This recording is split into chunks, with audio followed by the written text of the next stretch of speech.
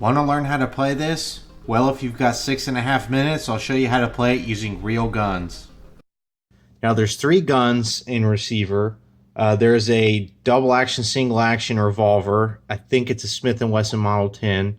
A Glock 17 with a full auto sear, and a 1911. I don't have the proper revolver to demonstrate on, so I'll save that for later.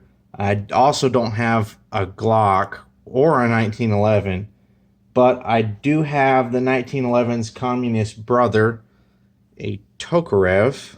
It functions in the exact same way that a 1911 does, and the Glock is slightly simpler than a 1911, so demonstration will be carried over for each.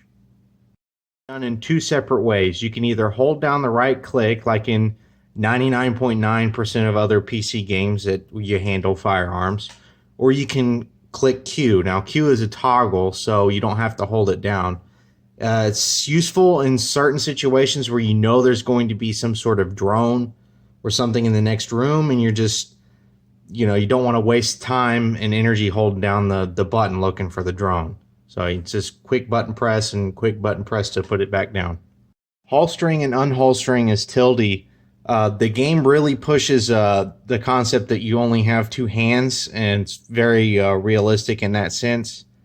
In order to reload a weapon, you need 2 hands, and you can't have your firearm out because you need to handle the ammo and the magazine.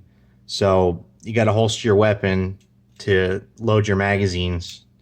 Now that you've got your firearm and your preferably loaded mag, this one's unloaded for safety reasons. Press Z, stick the magazine back in. You pull back the slide using R. Locks open on empty magazines. Helpful tip. The slide lock, which is this lever right here across the top, you can depress it by pressing T. It will always close, even on a unloaded magazine. The safety is V. The Glock does not have a safety. The safety on a 19 level will be back here. For import reasons, this one has a safety up here. That's the only difference between the 2 guns. Now, pulling back the hammer is F. Not important with the Glock. Real life, it's a single action gun technically, but in this game it's double action. Which means that every time you pull the trigger, you get a bang. The 1911, just like the Tokarev here, you pull the trigger, hammer goes forward, pull the trigger, it won't cock it. It's because it only can fire. It can only do 1 action at a time. To pull it back, press F, and you're good to go. Generally, if it's ever down like that, it's when you spawn. Just press F, but realistically, when you're checking the gun to make sure it's gonna be ready to go, it'll be cocked. Like moving the slide back will cock it as well. Ejecting the magazine is E. You can also do what's known as a press check, or checking the chamber of your firearm, by pressing T and R at the same time.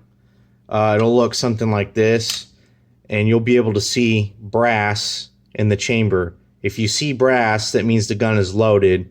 If you don't see brass, that means there's nothing in the chamber, and you need to get around in the chamber. Glock 17 also has a full auto sear, which you can engage and disengage. Obviously, it gives full automatic fire capabilities to the gun, but full auto sears are known also as fun switches for a reason. It's completely impractical. Don't ever use it, because this game is about conservation too. Here we have the revolver. E to open the cylinder, R to close it, Z to load the individual shells, and when they're all fired, press V to extract. Sometimes they stick, so you may have to hit it a couple times. And that's really it. The goal in Receiver is to collect all 11 tapes from the random loot spawns. Just a quick note, just to show that the item spawning truly is random. I pushed out and started exploring. I've spawned with the flashlight.